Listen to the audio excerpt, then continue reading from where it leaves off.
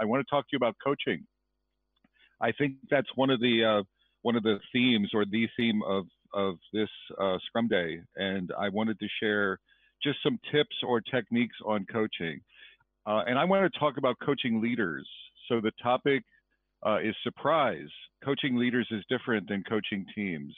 I think it can be quite different sometimes, although some of these techniques you can use for all coaching. But I want to really focus on coaching from a leadership perspective. So let me dive in and start. Because I think there's food and probably drink waiting for you after this talk, right? So I don't want to stand between you and food and drink. So I will try to make it as short and sweet as I can.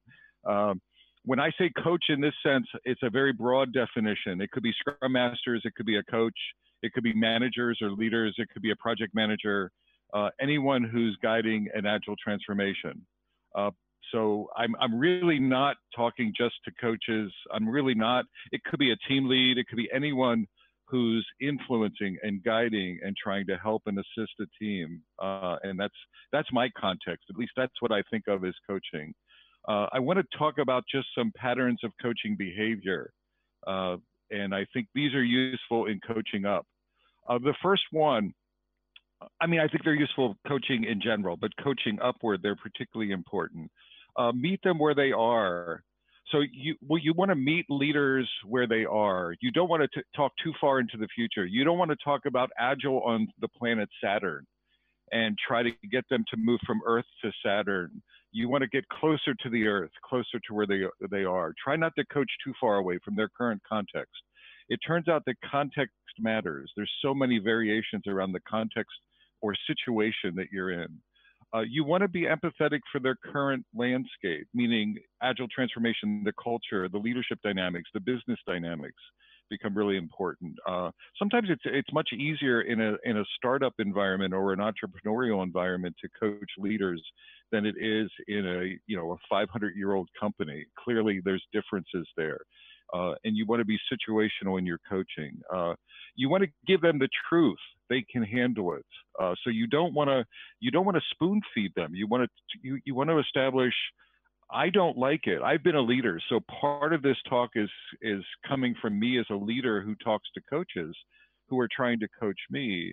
And I don't want them to spoon feed me the truth. I don't want them to be too subtle. I want honesty. I want candor.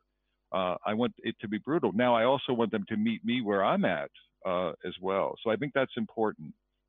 I think it's incredibly important. I wrote a blog post a few years ago that the link is there. And I think it's really important for coaches when we're coaching up to have had leadership experiences or to put on the hat of leaders. Put yourself in their shoes. If you can't easily do it, try and role play. Try to pretend to the degree that you can. Understand their reality. Don't deny or argue it at all. Don't sort of embrace their reality first before you start diminishing it.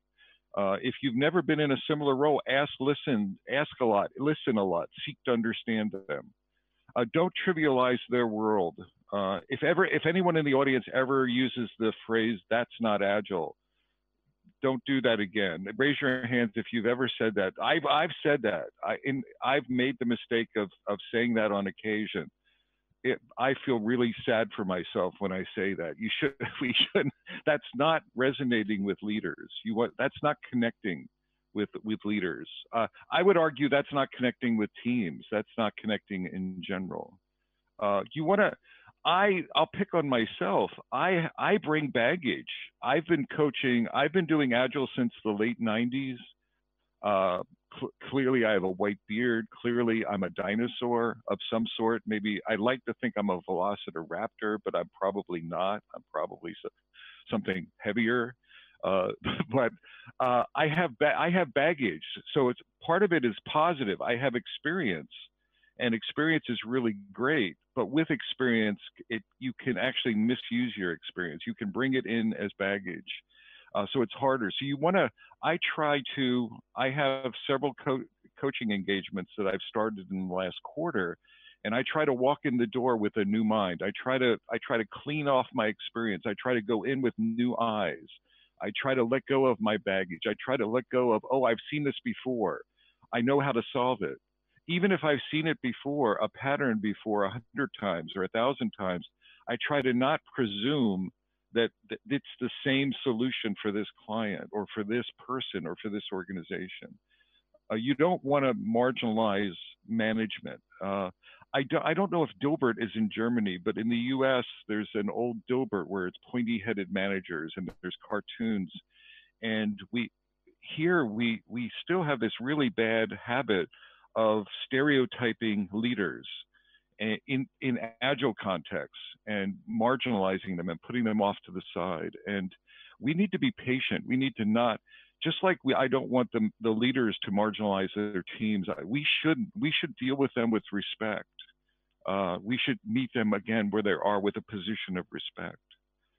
Experience counts, and not your coaching experience. It's your leadership resume that counts. So I think it's important for coaches, if you're coaching up, to have led something.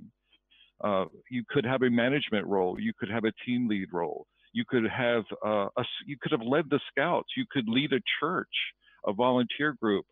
But leadership isn't easy. So very often, our experience from having leadership responsibilities can help us in coaching leaders, and we can use those stories. I've been fortunate enough to be a leader for 20 plus years, and I've had senior leadership roles. I really can leverage that in my Agile coaching. You don't have to have that, but you have to have some of that. It really helps to do that. And you don't want to fake it. There's so many Agile coaches nowadays. If you're the CEO, they present themselves like they've been a CEO of their family. I'm the CEO of my house. With all respect, that's wonderful, but you are not the same as the CEO of Siemens. You don't have the same gravitas. You don't have the same experience. And if you don't have that experience, then be humble and partner with someone who has that experience and learn from them. Mentor with them. Be coached by them so that you can have stories to tell, etc. It really resonates.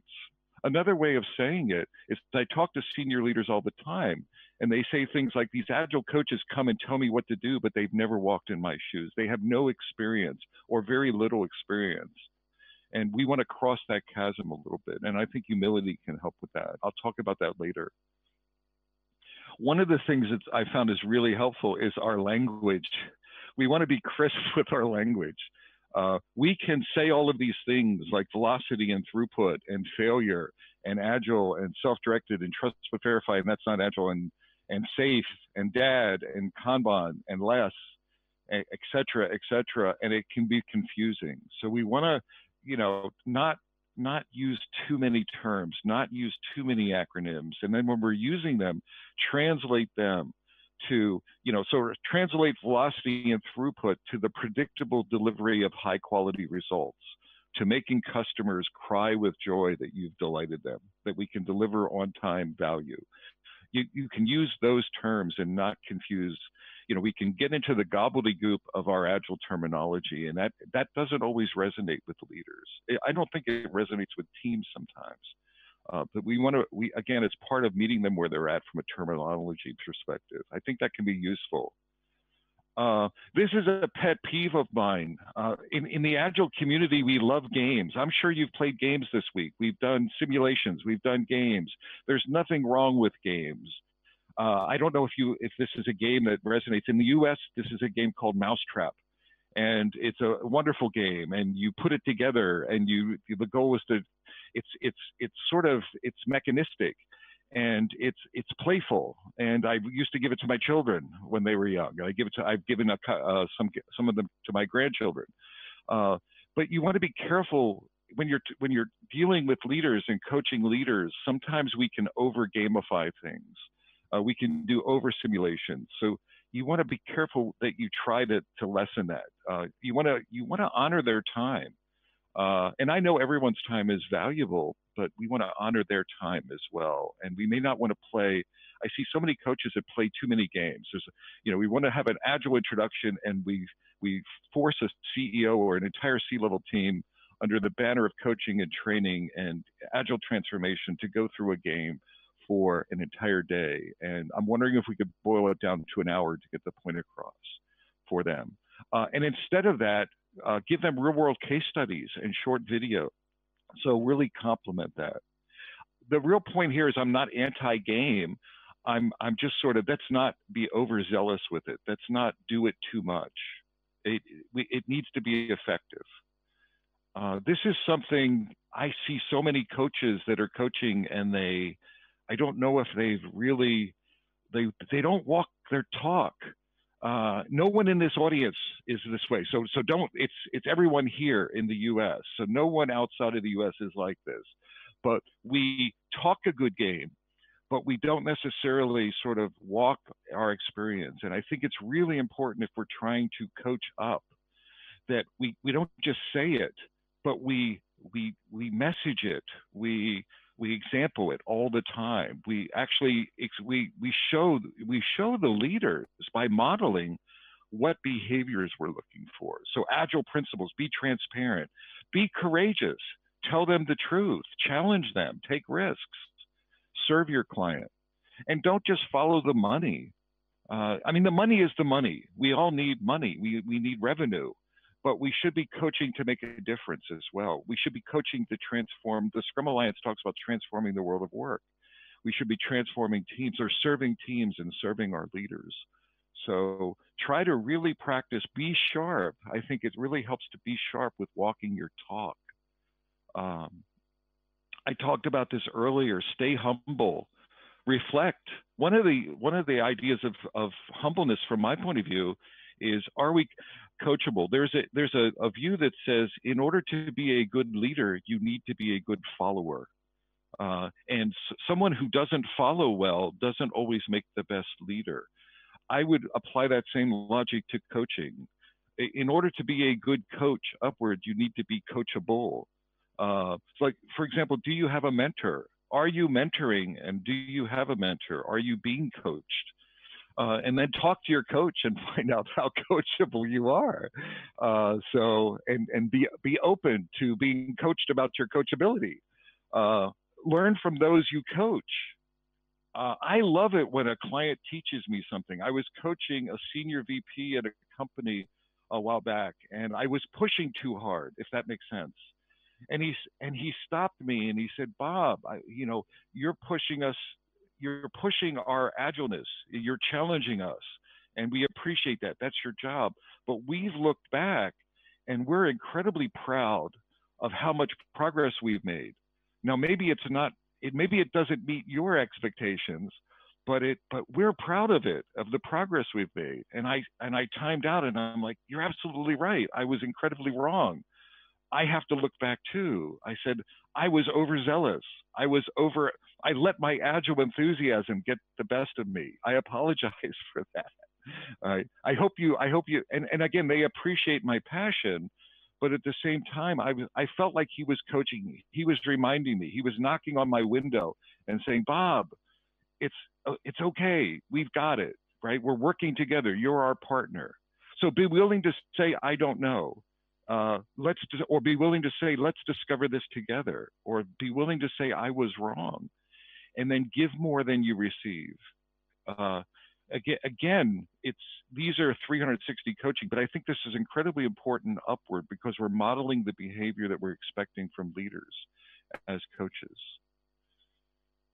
And then coach. Try not to overcoach. I don't know if anyone's familiar. There's the powerful questions. Lisa Atkins has this notion of powerful questions. How many in the audience have heard of? Probably a lot of people have heard of that. Everyone has heard of powerful questioning. How many people have heard of the 5 whys as a way of doing root cause analysis? Ask why. I think sometimes I've seen coaches, like, if they've asked the 5 whys for every problem, and I've seen leaders, they start mumbling why in their sleep. Like, why is this coach using the 5 whys against me? Why have we engaged this coach?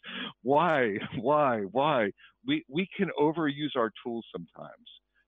And we want to be flexible. We want to be situational. So yes, coach, but try not to, when I say overcoach, don't overcoach in a particular stance. We want to be flexible and situational in our stances. The powerful questions are a wonderful tool, but don't overuse them. The 5 whys is a wonderful tool, but don't overuse them. We want to use our emotional intelligence. We want to be situationally aware. Sometimes it's situationally okay to be more prescriptive. So the powerful questions to me are less prescriptive. You're not telling, you're allowing discovery, you're allowing emergent understanding, you're fostering emergent understanding on the part of your whoever you're coaching. Whereas sometimes that may not be appropriate. There may be a situation, if you've ever heard of shu-ha-ri, with shu teams, sometimes the right response for a coach is to, in a shu team, a beginning team, is to be more prescriptive. And if we only have one tool, if we only have one view, we can overuse it. So we want to coach and we want to be incredibly flexible. This is particularly important, I think, in meeting leaders where they're at. And we don't want to meet them with the same tool all the time. And then partner with them. Have that view of partnering.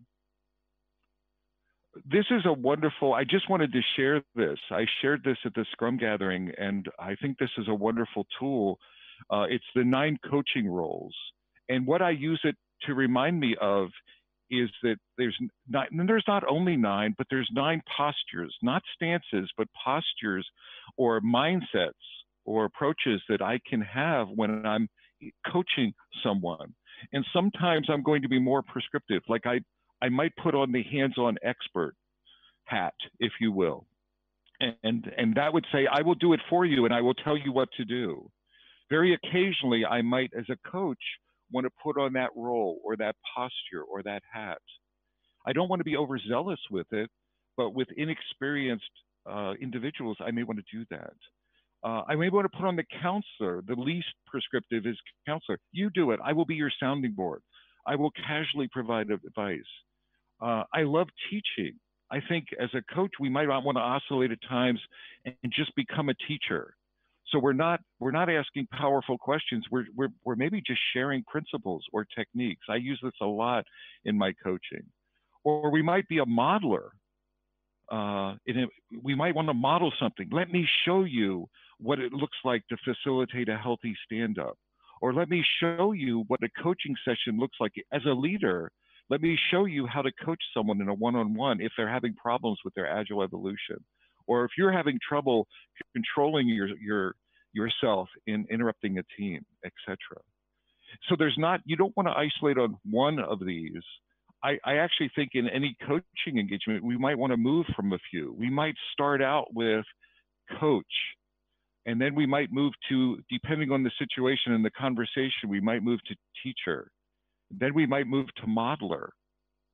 Then we might come back to partner, and then resonate with teacher and end the coaching session there.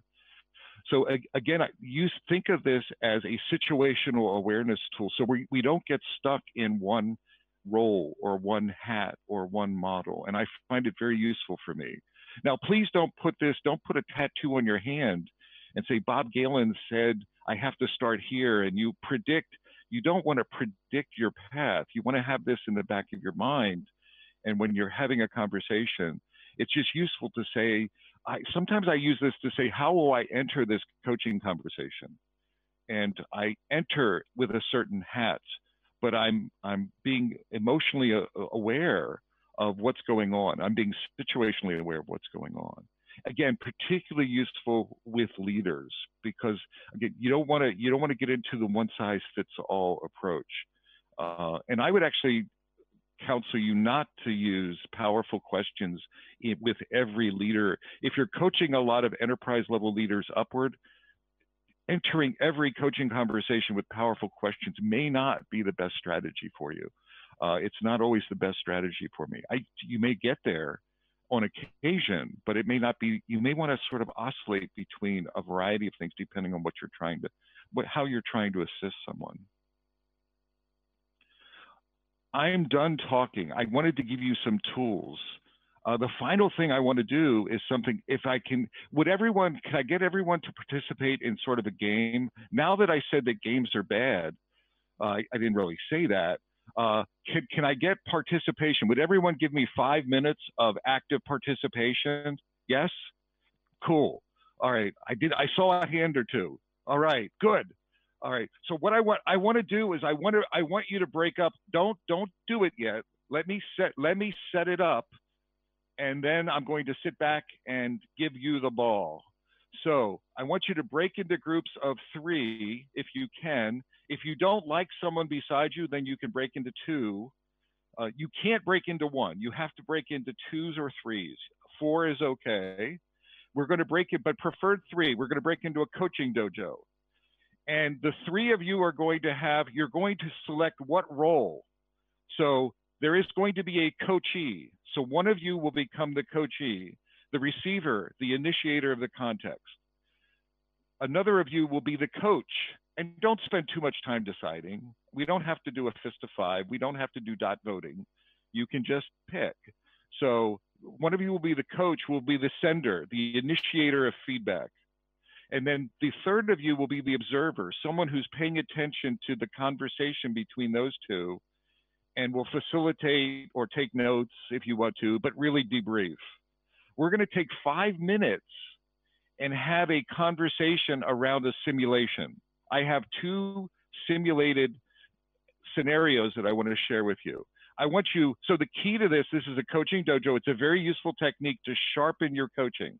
So if you want to become a better executive coach, you want to coach a lot the executives, but you also want to practice behind the scenes and sharpen your saw and really get effective there and do it safely. So the dojos will be safe, and then you can practice for the real coaching. So I want you to explore coaching strategy or conversations. Just have fun with it. The key to the dojos is role playing, is simulating the personalities. Now it's hard to do in this simulation, but when you're doing real world dojos in your company context, you know what the personalities are, you know what the situation is. So you can simulate that, which really sharpens the dialogue.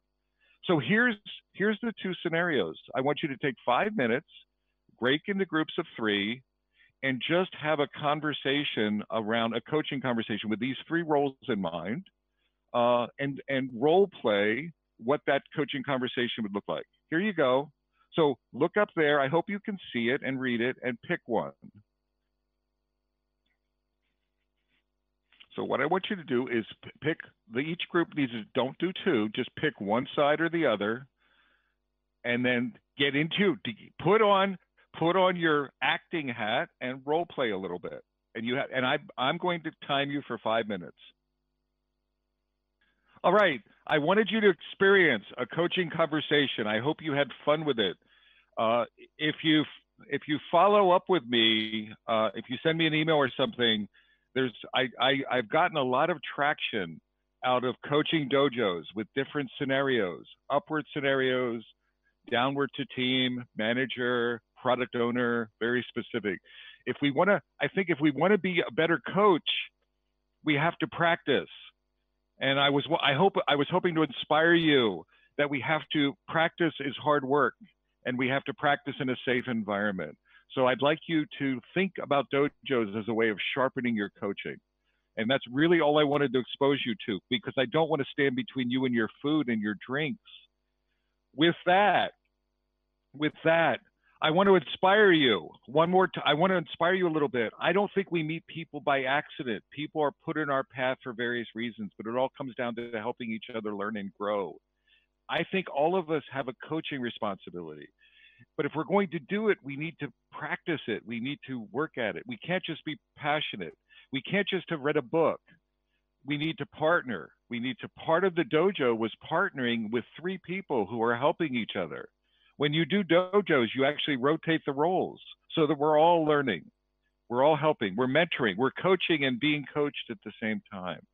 So I'm hoping to inspire you that coaching is an incredibly sort of responsible, it's required for agile transformation across the organization. It's really important at the leadership level. And we're helping, and they're people too. Leaders are people too. They're not automatons. They're not robots. So we need to meet them. And I hope I gave you some tips in order to be effective. It's really something we need to get better at. I want to thank you for the time. I want to thank Peter and Jean-Pierre for really giving me the opportunity to do this remotely. I was feeling so sad that I couldn't make it, and this has made me. I know this isn't the same, but it made me feel much just happier that I could contribute. And I want to thank you all for spending the last 30 minutes with me. Okay, I hope you got something to take away. I hope I've shifted your thinking about coaching just a little. Thank you so very much for the time. Bye bye.